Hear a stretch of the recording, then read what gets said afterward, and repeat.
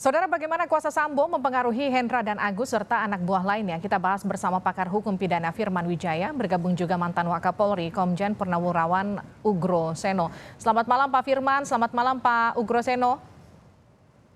Selamat malam. Saya ke Pak Firman Ya. lebih dulu. Pak Firman, kalau Ya. kita lihat bagaimana keterangan saksi yang berubah-ubah dari proses penyidikan sampai kemudian keterangannya di persidangan. Dan nggak cuma satu saksi yang berubah-ubah, tapi juga beberapa saksi, Pak Firman. Ya, pertama tentu kita perlu memahami ya kenapa seseorang mau memberikan keterangan sebagai saksi. Ada beberapa literatur yang menunjukkan itu, Mbak. Yang pertama adalah vanity, bisa saja dia mencari muka di depan publik. Kedua, fear, dia bisa saja takut. Yang ketiga, bisa saja dia goodwill, dia itikat baik. Ya, nah 3 kriteria ini sebenarnya bisa diukur. Apakah saksi atau keterangan saksi itu bisa dipercaya atau tidak? Ya sebenarnya gonta-ganti keterangan, ya berubah-ubahnya keterangan.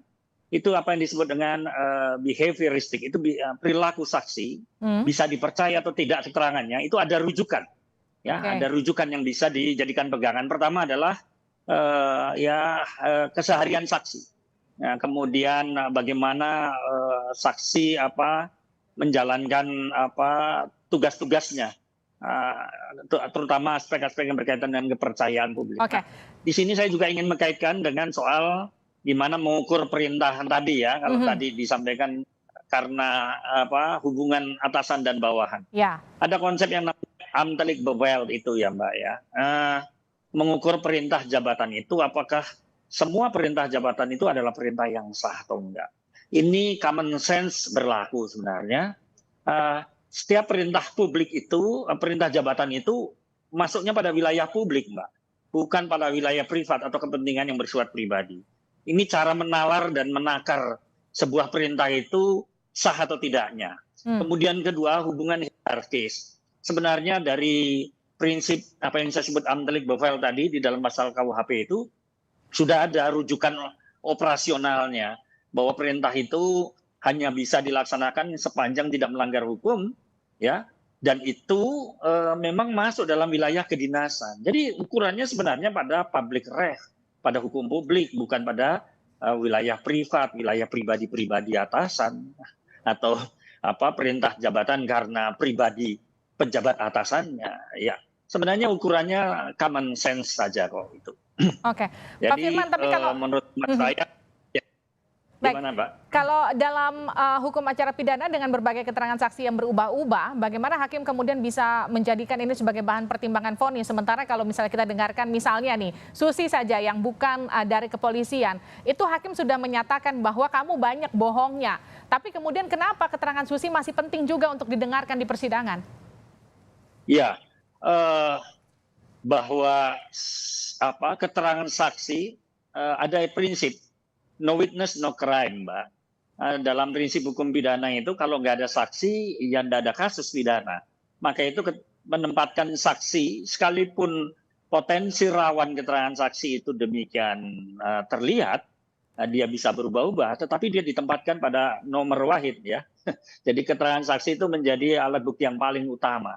Nah, karena dia sifatnya prima evidence, ya bukti yang paling utama, maka kecenderungan memang kesaksian itu harus dikontrol, ya apa yang dikatakan, apa yang diketahui, ya apa yang dialami itu adalah melandaskan kepada sumpahnya, pada keyakinannya bahwa apa yang tidak hanya dia berhadapan dengan sekedar memberikan keterangan di hadapan yang mulia, tetapi dia lupa bahwa ini ada ada pertanggungjawaban spiritualnya. Itu yang pertama. Kemudian kedua, pada akhirnya sebenarnya minimum evidence itu tidak melulu hanya mengandalkan mau 1 saksi atau mau 100 saksi, itu kan nilainya hanya 1 alat bukti.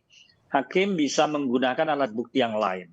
Kebetulan kalau saya melihat dalam perjalanan kasus ini, testimonial evidence, nilai kesaksian-kesaksian itu akan diukur dengan real evidence, dengan fakta-fakta atau bukti yang sebenarnya. Misalnya kalau kaitan dengan CCTV, ya kaitan dengan digital evidence-nya, bukti digitalnya.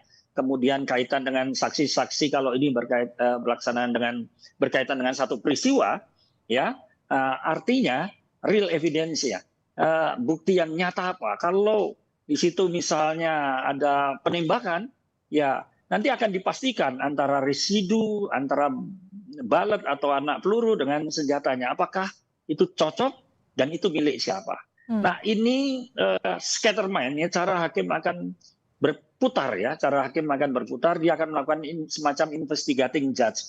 Jadi sekalipun ada kerawanan di wilayah saksi yang labil keterangannya, katakanlah begitu ya, potensi berubah antara berita acara dan sebagainya, tapi pola investigating judge yang dilakukan hakim ini termasuk, maaf nih kalau saya sampaikan pada hari ini seperti yang saya pernah sampaikan pada waktu yang lalu, bahwa kecenderungan surat dakwaan penasihat hukum mengajukan eksepsi, keseluruhannya ada kecenderungan hakim memiliki rasio logis yang sama untuk menolaknya.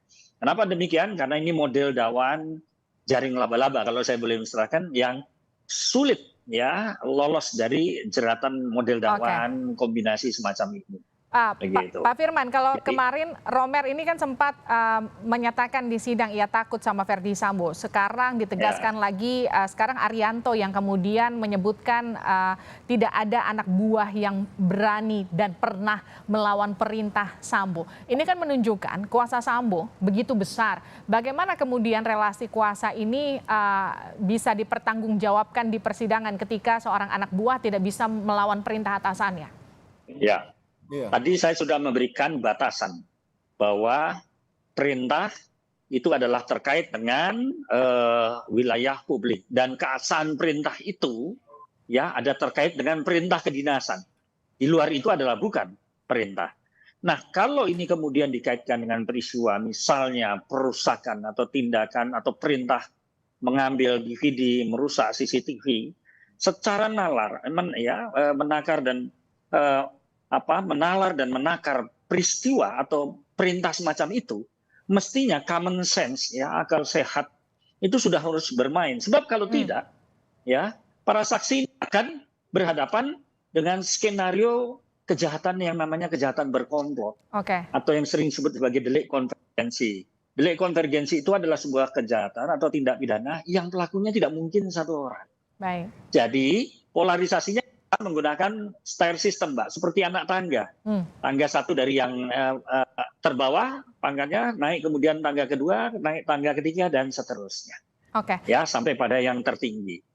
Inilah yang menurut hemat saya bisa terjadi di dalam cara hakim melakukan investigating judge, sehingga para saksi pun mungkin saja dia berubah keterangan-keterangannya bukan saja karena tadi ketaatan kepada perintah, tapi kemudian common sense-nya berpikir, ini kalau kemudian arah pemeriksaan ini menuntut pertanggungjawaban setiap tindakan, maka common sense-nya bekerja. Nah, pada posisi semacam ini para seringkali menjadi labil. Gitu. Ini akan saya tanyakan. Keterangannya berubah dari perintah, kemudian melawan perintah itu atau menolak perintah itu. Ini akan saya tanyakan ke Komjen Purnawirawan Ugroseno, mantan Wakapolri. Pak Ugroseno, selamat malam, sudah bergabung ya Pak? Malam Pak Ugroseno. Iya, malam Pak Firman. Pak, ini yang tadi saya tanyakan ke Pak Firman, saya mau tanyakan ke Bapak. Bapak di salah satu laman online sempat menyatakan bahwa ada tradisi di kepolisian takut dengan atasan. Ini terbukti di persidangan Verdi Sambo. Beberapa saksi di penyidikannya beda, di persidangannya beda. Bagaimana kemudian Pak Ugro melihat ini? Ya, sejak awal pengalaman saya selama dinas ya. Jadi kalau perintah pimpinan itu tidak dilaksanakan dan menurut kita perintah itu bertentangan dengan undang-undang atau peraturan-peraturan kepolisian yang ada, ya risiko harus diambil. Kalkulasi risiko yang terbaik, kalkulasi risiko itu harus diambil. Jadi kalau menolak perintah atasan itu sanksinya administrasi, mutasi dan sebagainya, tidak mengikat. Nah, ini sudah disampaikan pada saat saya sebagai kepala lembaga pendidikan, di setiap ceramah di tempat pendidikan pembentukan itu saya sampaikan. Jangan ragu-ragu untuk menolak perintah atasan yang bertentangan dengan undang-undang atau peraturan.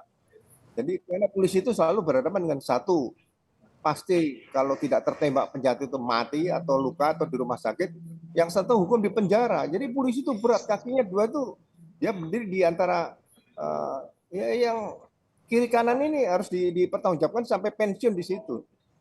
Risiko yang harus dihadapi. Jadi sekali lagi ya, risiko yang dihadapi sekarang kalau dia mengikuti perintah atasan yang kebetulan menimbulkan akibat hukum, ya mereka harus tanggung seperti sekarang ini. Baik, Pak Ugro, kita tahu ada Perpol nomor 7 tahun 2022, tapi di kepolisian yang mau saya tanyakan, kekuasaan seorang Kadif Propam segitu besar Pak sampai kemudian anak buah ini tidak bisa menolak. Kebetulan Bapak kan juga pernah menjabat sebagai Kadif Propam ya Pak, sekitar tahun 2009-an. Ini memang kalau kita bicara soal relasi kuasa di internal kepolisian, faktanya sebagai orang yang lama ada di kepolisian, Pak Ugro, seperti apa sih Pak? Ya, sampai saya memasuki usia dinas aktif sampai 1 Maret 2014 itu hal-hal seperti itu tidak pernah terasa ya, nggak ada. Jadi ada kelompok-kelompok yang harus tunduk setia taat kepada Prabu, kepada pemimpin di kepolisian yang sebetulnya dari Barada sampai Jenderal Bintang 4 itu punya kewenangan yang sama pada saat melakukan tugas pokok Polri sesuai dengan Undang-Undang Nomor 2 tahun 2002, ya menurut saya itu tidak boleh terjadi. Jadi ya masing-masing harus berani mengatakan bahwa mohon izin jenderal kami tidak sependapat, itu saja kan mudah, hanya mengatakan mohon izin jenderal saya tidak sependapat, mohon izin jenderal komandan saya tidak sependapat. Nah itu saja yang disampaikan supaya ya polisi tetap akhirnya dicintai masyarakat, mendapat kepercayaan untuk melaksanakan fungsi pemerintah di bidang kepolisian, itu saja. Oke, tapi kalau kita bicara soal psikologis bawahan terhadap atasan Pak, itu seperti apa? Karena kalau kita bicara soal apa yang disampaikan saksi di persidangan, saksi sampai menyatakan bahwa tidak pernah ada satupun orang yang melawan perintah dari seorang Ferdy Sambo. Ada juga bahkan saksi yang menyatakan, saya takut sama Ferdy Sambo, itu kenapa kemudian harus diikuti saat itu? Ya mungkin kurang beberapa begini, kalau zaman-zaman ABRI dulu kita kan ada Santi Haji, Santi Karma, itu arahan pimpinan, arahan pada satu upacara itu harus sampaikan bahwa tidak perlu takut pada seseorang, takut itu sama ya satu sama Allah Subhanahu wa taala, sama Tuhan. Yang kedua sama hukum, sama undang-undang yang ada. Itu aja. Takut sama manusia buat apa gitu. Takut sama setan mungkin masih ada ya. Takut sama manusia apa yang harus takuti? Apa yang takuti manusia itu gitu aja. Oke, tapi kalau misalnya mereka sampai menyatakan bahwa ini adalah perintah atasan yang memang harus diikuti dan ini kemudian dikuatkan dari apa yang menjadi pembelaan mereka di persidangan, sejauh mana sih Pak batasan ini adalah instruksi atasan yang resmi atau tidak resmi? Ya, bagi saya instruksi manusia itu kebetulan jadi atasan kalau bertentangan dengan undang-undang atau hukum ya saya rasa nggak usah diikuti lah. Itu kan bisa ditolak. Jadi nggak usah takut risiko sanksi. Saya aja waktu Kapolda Sulawesi Tengah dicopot juga itu risiko nggak ada masalah, bisa sampai bintang 3 Wakapolri kok. Itu aja. Oke, artinya seharusnya ada perlawanan yang bisa dilakukan seorang anak buah jika memang instruksinya itu melawan hukum, begitu kira-kira ya Pak? Ya, cuma secara etis lah, mohon izin Pak, kami tidak bisa laksanakan. Ya, misalnya kita disuruh pimpinan, kamu tagih utang saya ke sana nih, saya punya utang orang itu. Ya jangan dilaksanakan, nagih utang bukan tugas pokok polisi kan gitu. Nah, kalau saya dipukul sama orang nih, siap komandan laporan dulu, nanti kami ikut bantu nangani. Ini seperti itu kan sudah ada mekanismenya. Jadi jangan keluar dari norma aturan yang sudah diatur dalam peraturan kepolisian atau peraturan Kapolri dan sebagainya. Itu kan kalau untuk atasan dan bawahan secara struktural, tapi kalau fungsi mereka sebagai pengawal dan ajudan yang melekat begitu Pak, bagaimana Pak teknisnya untuk kemudian bisa melawan instruksi dari atasannya? Ya sampaikannya tidak sependapat, saya bilang gini, risiko paling dimutasi. Dimutasi kemana sih? Ya kalau Indonesia kan dimutasi nggak mungkin keluar Indonesia, ya kan, kecuali jadi atasan kepolisian. Jadi ya selalu ditanamkan dalam pendidikan pembentukan polisi bahwa perintah atasan itu tidak harus dilaksanakan. Sama dengan Satya Prabu di Catur Prasetya itu ya. Satya Prabu itu setia kepada negara dan pimpinan negara. Pimpinan negara siapa ya? Presiden, pimpinan negara loh ya. Beda dengan pimpinan pemerintah misalnya gitu. Harus disampaikan pimpinan negara itu ya harus diikuti gitu. Sebagai pimpinan negara sekali lagi ya saya katakan. Oke, saya ke Pak Firman. Pak Firman, yang kemudian jadi pembelaan para terdakwa di persidangan kan selain yang tadi sempat saya singgung oleh bersama Pak Ugro, ini adalah instruksi, kemudian mereka tidak bisa melawan, mereka takut dengan Verdi Sambo, kemudian mereka merasa ditipu oleh skenario Sambo, mereka terjerembab artinya di dalam skenario Sambo. Sejauh mana kans mereka untuk lolos dari jeratan hukum? Ya, Mbak. Tadi menarik sekali. Sebenarnya kalau merujuk yang disampaikan Pak Ugroseno ini kan beliau dari Lemdiklat ya, seorang pendidik sangat wisdom lah pandangan beliau. Saya rasa kalau menspiriti atau menyikapi yang disampaikan beliau dalam konteks kasus ini, keseimbangan atau kemampuan bernalarlah yang akan diuji oleh para hakim. Sejauh mana pendayagunaan kepatutan itu yang saya sebut common sense seperti yang dicontohkan oleh beliau, ya kalau itu perintah itu bersifat tanda kutip manipulatif ya terhadap kewenangan atau kekuasaan jabatan, saya rasa itu konsekuensi yang ya menjadi pilihan rasional. Nah, ketika itu diambil, ya tadi saya katakan, ya setidak-tidaknya sebagai aparatur hukum menyadari bahwa ada yang disebut dengan delik konvergensi atau yang dikatakan sebagai kejahatan berkomplot. Ini yang saya katakan model sangkaan atau dakwaan yang agak sulit untuk bisa lolos dari seperti ini, apalagi kalau hanya dengan satu ucapan atau kata-kata yang mengatakan saya dibohongi dan sebagainya. Saya rasa itu agak klise ya kalau dalam konteks pembuktian. Yang paling penting adalah bagaimana aspek transfer mens rea kalau saya boleh istilahkan ini bisa saja gitu. Dalam pandangan penegak hukum termasuk hakim melihat, loh ini kok jadi satu rangkaian sikap, misalnya tidak berani menolak dan kemudian seperti yang disampaikan Pak Ugroseno, ya mestinya kan siap kemudian ini ada pasal yang melarang ini, kira-kira semacam itu satu hal yang bisa dihindari. Tapi kalau sudah seperti ini, saya mengatakannya ya dalam beberapa pertanyaan rekan-rekan media ya, kejahatan atau dimensi tindak pidana konvergensi itu pasti pelakunya nggak satu orang. Nah, step anak tangga ini akan dimulai ya, mulai dari kita lihat saja dari kesaksian hari ini ya, para ajudan, para staf kan dimulai dari yang paling rendah makanya sampai kepada atas. Nah, nanti di mana controlling mind-nya? Kalau tadi dikatakan adalah ini tidak mungkin dibantah dan sebagainya. Itu menunjukkan dominasi atau controlling mind-nya Pak Verdi Sambo. Tapi pada sisi lain tadi ada rational choice, ada pilihan yang rasional tadi yang disampaikan oleh Pak Ugroseno. Mestinya kan sebagai prajurit yang sudah terlatih ya tahu di mana bersikap walaupun mungkin ada bias karakter karena persoalan kultural yang belum tuntas. Tetapi kan ini berkaitan dengan persoalan apa? Ini kan berkaitan dengan persoalan hukum yang warnanya ya hitam putih menurut saya. Baik, ini terakhir untuk Pak Ugroseno. Pak, ini kan jadi momentum untuk perbaikan internal Polri. Bagaimana kemudian kalau kita bicara soal bagaimana memperbaiki mindset bawahan yang takut dengan atasan, tradisi yang harus selalu nurut untuk pimpinan. Bagaimana kemudian ini bisa menjadi perbaikan di internal Polri ke depan? Ya, saya pikir peran pengawasan Propam itu selalu saya sampaikan. Propam itu kalau bisa dipimpin bintang 3, dan yang tugas di Propam itu jangan pindah-pindah. Itu pertama.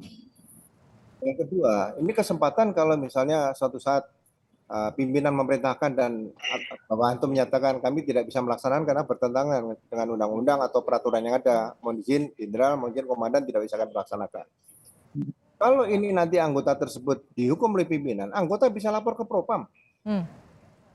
Propam nanti ada sidang kode etik, dibuka aja. Jadi sebetulnya dengan lahirnya polisi berpisah sama TNI, kemudian kita berdiri sendiri dan sudah ada kepropaman, ya kan? Ini kan suatu kemajuan yang luar biasa. Nah, fungsi Propam ini berdayakan maksimal. Propam itu harus berfungsi semacam penyelamat ya organisasi, ya manusia, masyarakat, ya anggota Polri sendiri. Jadi memang berat fungsi Propam. Jadi ke depan nanti pelajaran Propam ini, pengetahuan Propam harus diajarkan di awal pendidikan pembentukan. Oke. Kalau sudah lolos, baru mereka tahu hak-haknya dan kewajiban sebagai anggota polisi, apa yang boleh dan tidak boleh, baru mengikuti pelajaran profesi-profesi kepolisian lainnya. Itu menurut saya yang mungkin harus dirubah. Mudah-mudahan Pemdik bisa mendengarkan ini ya Pak Riko ya, kira-kira gitu. Baik, dan yang penting juga bagaimana kemudian kasus ini bisa jadi pelajaran bagi para personel kepolisian untuk kemudian bisa memilah-milah mana instruksi yang harus diikuti, mana yang kemudian bisa mereka pertimbangkan sesuai dengan nalar karena beresiko dengan bertentangan dengan hukum. Terima kasih pakar hukum pidana Firman Wijaya, terima kasih juga mantan Wakapolri Komjen Purnawirawan Ugro Seno, terima kasih Pak Ugro, terima kasih Pak Firman telah bergabung bersama kami di Sapa Indonesia Malam.